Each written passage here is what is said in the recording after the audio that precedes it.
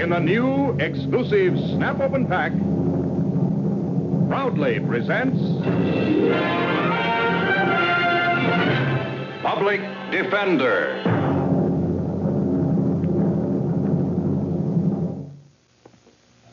You can't beat the natural goodness of prized tree-ripened fruit when just the right amount of sun and moisture brings out all the natural flavor. And you can't beat the natural richness and natural goodness of vintage tobacco. For like the finest fruit, vintage tobacco is the result of nature at her best. And remember, there's more rare vintage tobacco in Philip Morris, king size and regular, than in other leading cigarettes. Vintage tobacco is the result of just the right amount of sunshine and just the right amount of moisture. And the more vintage tobacco in a cigarette, the more natural mildness and flavor. So get Philip Morris, king size or regular, now. Hello, I'm Bart Matthews, your public defender. You've just heard the reason why Philip Morris is my favorite cigarette. The public defender is a public servant employed by the community and responsible for giving legal aid without cost to any person who seeks it and is financially unable to employ private counsel.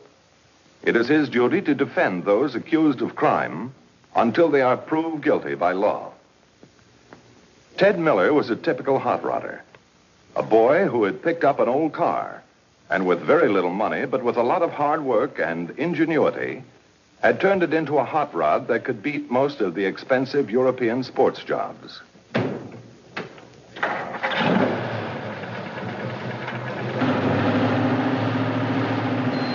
Ted's Roadster had all the earmarks of its class. The motor had some eye-catching accessories. So did the front seat.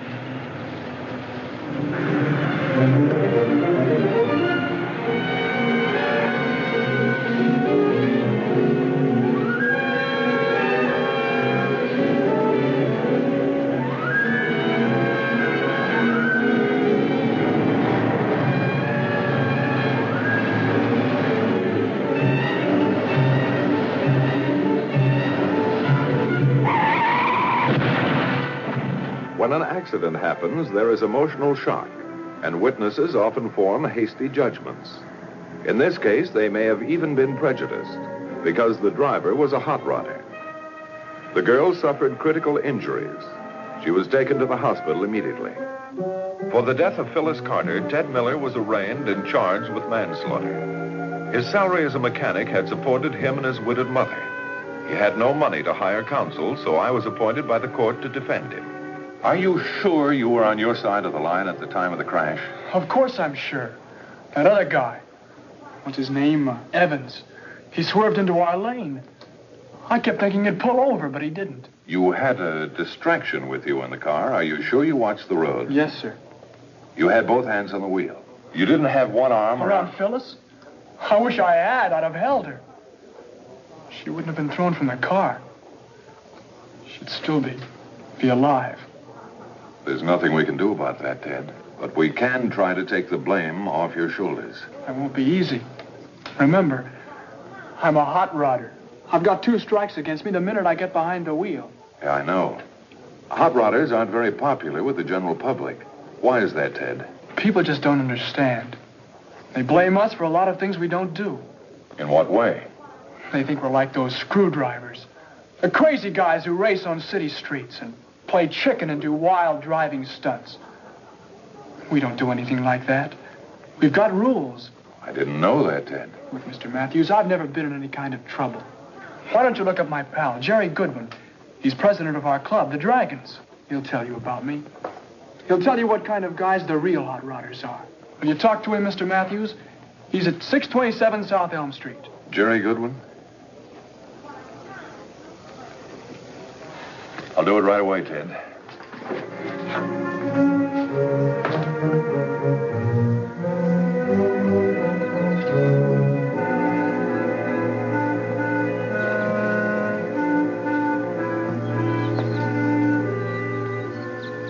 Are you Jerry Goodwin? Yeah? I'm Bart Matthews of the Public Defender's Office. I'd like to talk to you about... How is he, Mr. Matthews? How's Ted? Gee, I sure hope you're going to be able to get him off all right. He'd never do a thing like that. I hope you're right, Jerry. Tell me, Jerry, I'm interested, well, just what makes a hot rodder? I guess we're Just a bunch of fellas that happen to be crazy about motors. Some guys go for baseball or ice hockey. We go for hot rods. Sounds like an interesting hobby. Oh, it's more than that. You see, we try to improve our cars, get the most out of the motor. You mean more speed? Not just that. We're after efficiency. And you know, some of the ideas of hot rodders show up in the big tracks, like the Indianapolis Speedway, and even in your family car. Oh, I didn't realize. That's just it. The public doesn't. Hey, let me show you something. You see these twin exhausts? Yeah? Pipes, we call them. Ted and I installed them. Every car with a V8 engine ought to have twin pipes. Why? Because they eliminate back pressure, let the motor breathe easier. It's more efficient and more economical. Detroit knows that, and Detroit's beginning to put dual exhausts on all their V8 cars as factory equipment. Remarkable. You want to hear something that sounds pretty? Yeah, sure.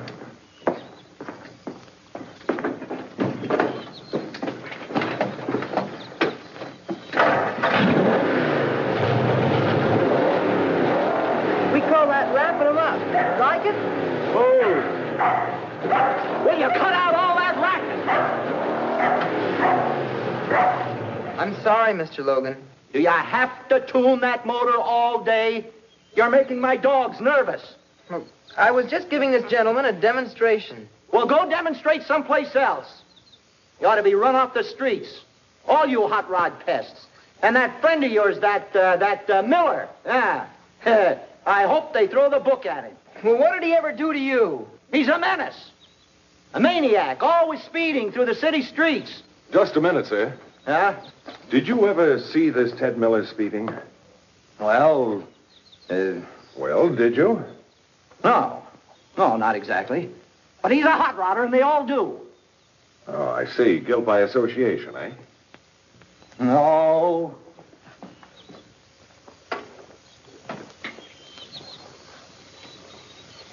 He's pretty sour.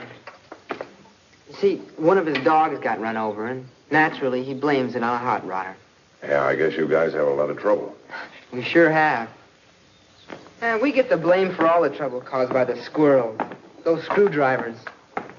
Yeah, Ted told me a little bit about them. Ted's one of the best. Why, we haven't had to set him down once. Set him down. Our club regulates its members. When one of them goofs, breaks a driving rule, we punish him. Well, that makes sense. Look, why don't you come to our meeting tonight? Then you can get an idea for yourself just what kind of guys belong to hot rod clubs. It'll be at Sergeant Foley's home. Sergeant? Police Sergeant Ed Foley, Traffic Division. He's a swell guy. Helped us organize. And he works with us. Well, I guess if I'm going to educate the jury in Ted's case, I'd better educate myself first. I'll be there, Jerry. Swell. Hank?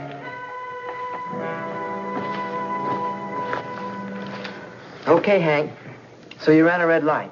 It's your first offense, but you know the club rules. Half of what you were fined. Feed the dragon, fella. They get it coming and going, don't they? And it's pretty effective. They seldom get tickets. Well, then they can't be the menace that some people say they are. I'll vouch for that. The reason we have an organized hot rod club is for the boys to let off steam at a safe and sane, controlled speed strip. Ever see a drag race? No, I haven't. There'll be one Sunday. Why don't you come with me and take a look? Thanks, I'd like to. You know, you sure have opened my eyes as far as these boys are concerned. But right now I need something more than that. Hard facts. Visiting the scene of the accident was about as helpful as studying the sky with the telescope to find out why a plane had crashed the day before. But I did find one little item, a parking lot stub. On it were the usual figures, the last 3 numbers of a car license. The numbers corresponded to those on Evan's license plate. Not much to go on, but I kept it. You never know. You never know about witnesses either. Not until you talk to them. Pardon me, sir. Yes, sir. I'm Bart Matthews, Public Defender's Office. I'm making some inquiries about an automobile accident that happened on the highway down there the other night. I wonder if you could give me any information. Well, if you're defending that kid, you've got a hard row to hoe. Because after all said and done, it was his fault. What makes you so sure? I was a witness. Will you mind telling me just what you witnessed? No, I don't mind. But I know that kid was to blame, because he was speeding like a madman. That's strange. If he was speeding, there would be tire tracks, skid marks on the pavement, and there weren't any. Well, I don't know nothing about that. How did you actually see the two cars collide? No, but I got ears. I could tell he was speeding by the roar of the motor. And what were you doing when you heard the roar of the motor? Well, I just started up this pump here for the night irrigation. This pump? Yes, sir. Do you mind starting it again, sir? Nope.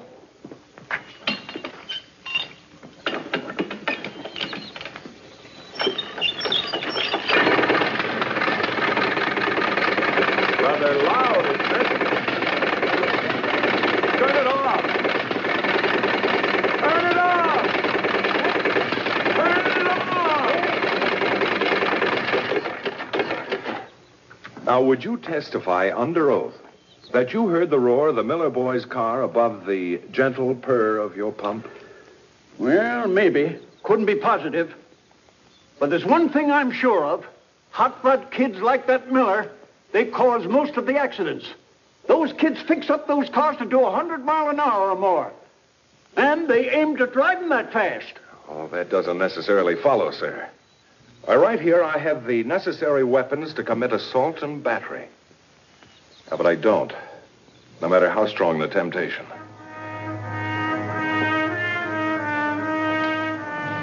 That next Sunday, I went down to see the hot rodders in action. It was a thrill to see the kids out there in the open, far from the city traffic.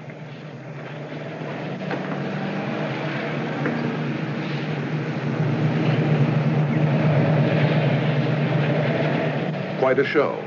Sergeant Foley explained the setup to me. Hiya, Sergeant. Hi, Mr. Matthews. Glad to see you. We had this abandoned airstrip set aside and fixed up for our drag races. These meets are police-sponsored and carefully supervised. That's one of my jobs. And a good job. Works out fine. Gives the kids a chance to find out how many horses they got under their hoods in a safe and sane way. All these cars are carefully inspected before they're entered in the races. It pays off. We've never had a fatality. Here's where the boys match know-how against know-how and motor against motor. Not on the city streets like in the old days. Well, they really move. Pretty thrilling, isn't it? You see, the idea is this. The drivers get a standing start and run a quarter-mile course to see how high a speed they can reach at the finish. It's an acceleration test.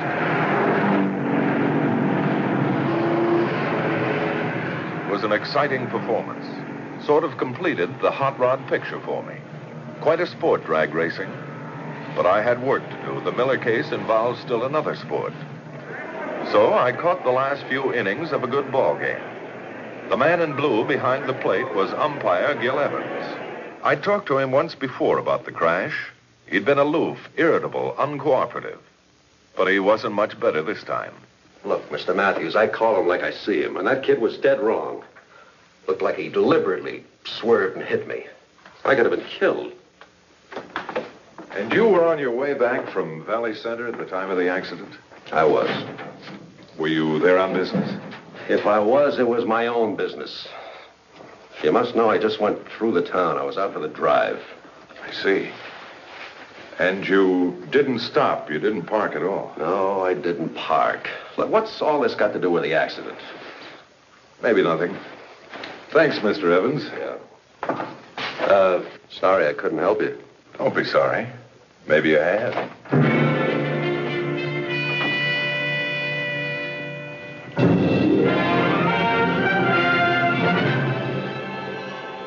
Are you the type who says, I'm from Missouri, you have to show me? Well, tonight I can show you in actual motion pictures taken on a recent trip I made through the South.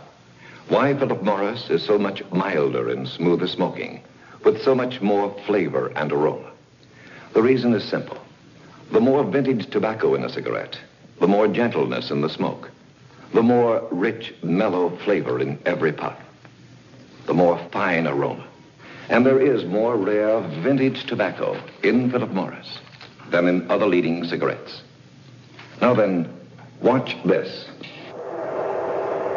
Vintage tobacco is the result of nature at her finest. Just the right amount of sun and moisture. and Philip Morris to bring you vintage quality tobacco always, even when there is no rain.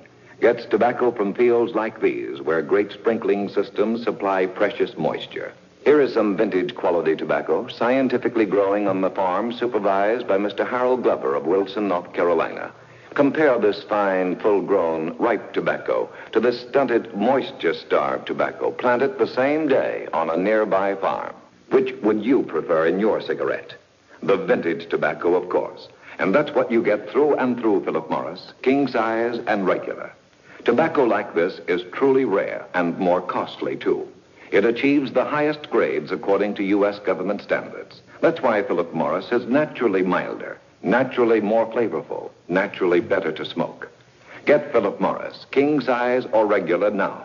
It's America's finest cigarette. From Evans Manor, he was obviously trying to hide something. I headed for Valley Center, a busy little town 10 miles from the city. I didn't have much to go on. A stub from a parking lot. Now, this is from your parking lot, isn't it? Yes, it is. Well, I wonder if you would have the check corresponding to this in your files. Well, let's take a look.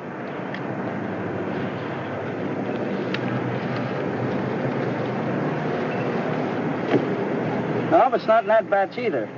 I'm afraid I can't help you. We don't keep these old stubs very long. Well, I'm only interested in the stubs from one particular day, the 15th.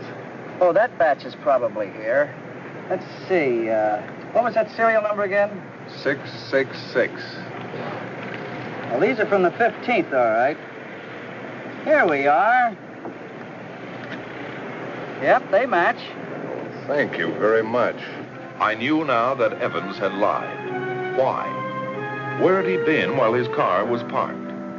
The attendant told me most of his customers visited the Valley Medical Center.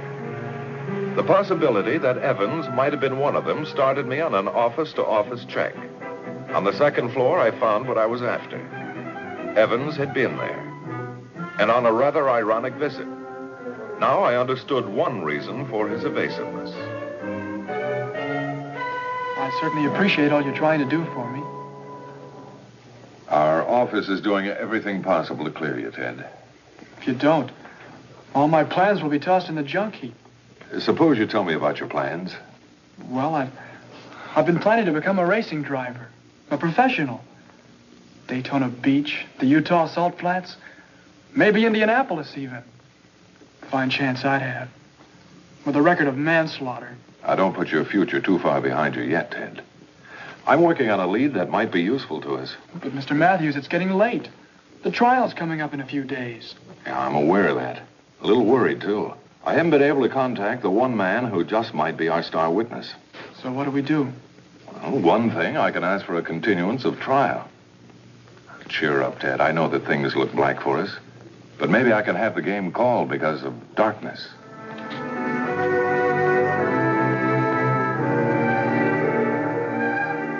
I know how you feel, Bart. We're both working towards the same end, convicting the right man. That's why I think we should ask for a continuance in this case. I think you've got the wrong one. Dan, I'm almost certain that if I can get in touch with this witness, we can settle this whole thing right here in your office without going to court. Well, that's agreeable with me. It's just that we can't continue it indefinitely. You see, Bart, the pressure's on. We've got a crowded court calendar, and, well, the public's shouting for action. They want to make an example of this hot rodder. Yeah, I know all of that too well. But in the interest of complete fairness, we've got to have a little more time. All right. When can you produce your witness? I wish I knew. Tomorrow, maybe? Today? Maybe right now, may I? Yeah, sure. Hello? This is Matthews. Would you please get me Valley Center 9072? Thanks. You know, the most annoying part about the whole thing is that the day before I reached his office, my witness left town on vacation and purposely didn't leave word where he could be reached. And I've... Hello? This is Matthews again. I'm sorry to bother you like this, but... Oh, you still haven't heard from him. I see. Well, if you do hear from him, have him get in touch with my office immediately, will you? Thanks. Well, that's that. Look, Bart, do I understand you haven't even seen your important witness? Yeah, right. And it's beginning to look like I never will see him until it's too late. Let's see. Hey, Dan, even if the court doesn't grant a delay, there is one person who could put a period to this whole thing, if he would. Thanks, Dan. Sure.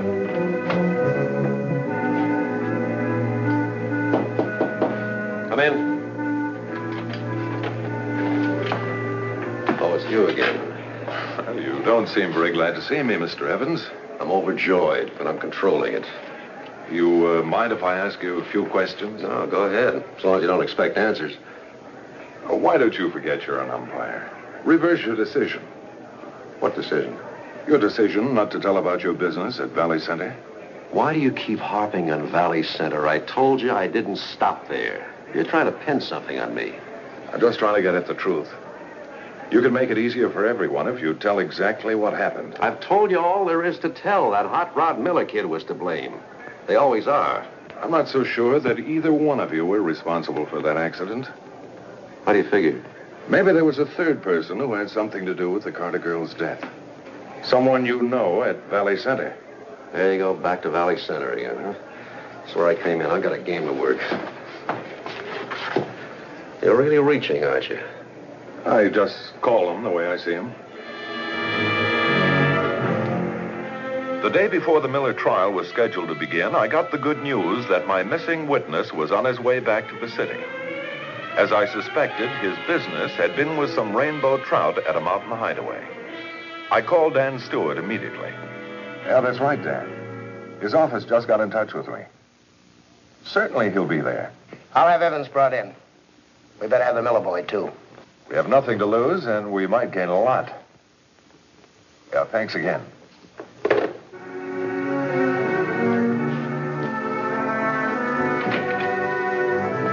Well, come in, Ted.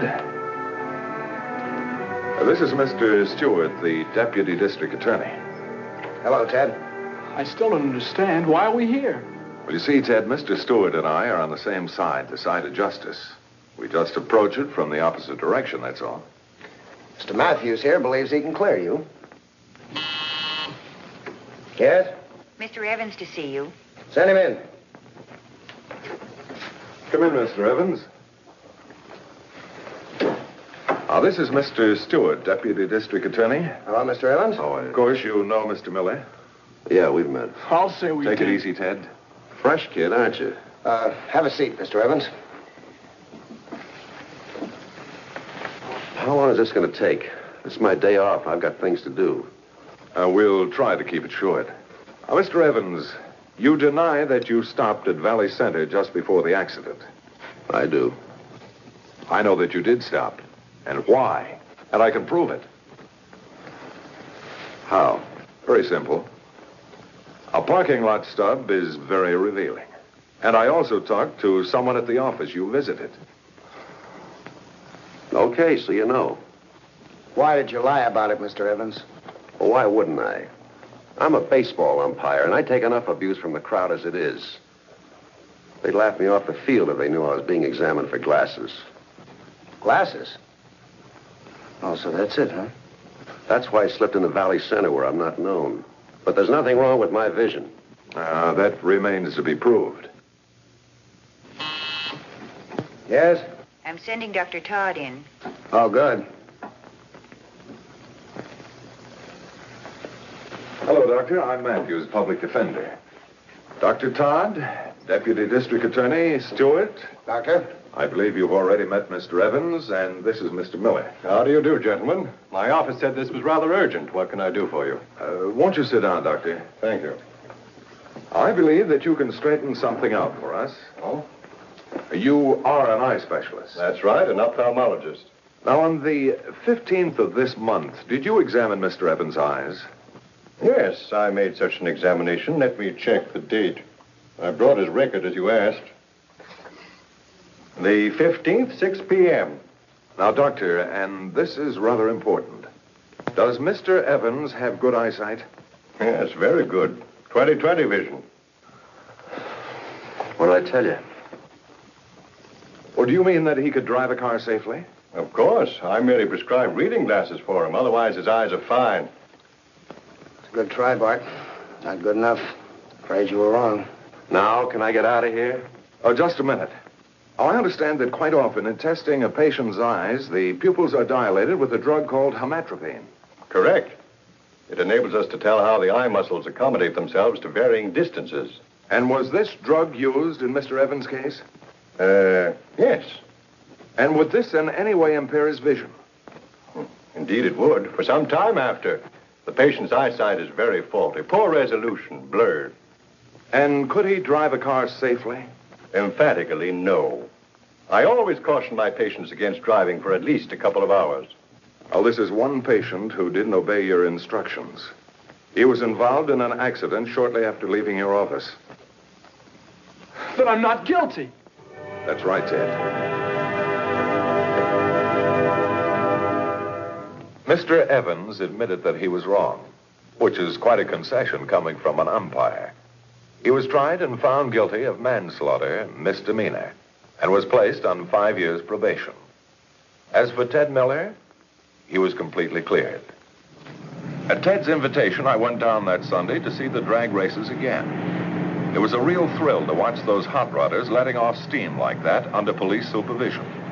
Ted was back behind the wheel again, and he did all right. They made me an honorary official. I think I'd better stop going to these drag races, or I'll start hopping up my own car pretty soon.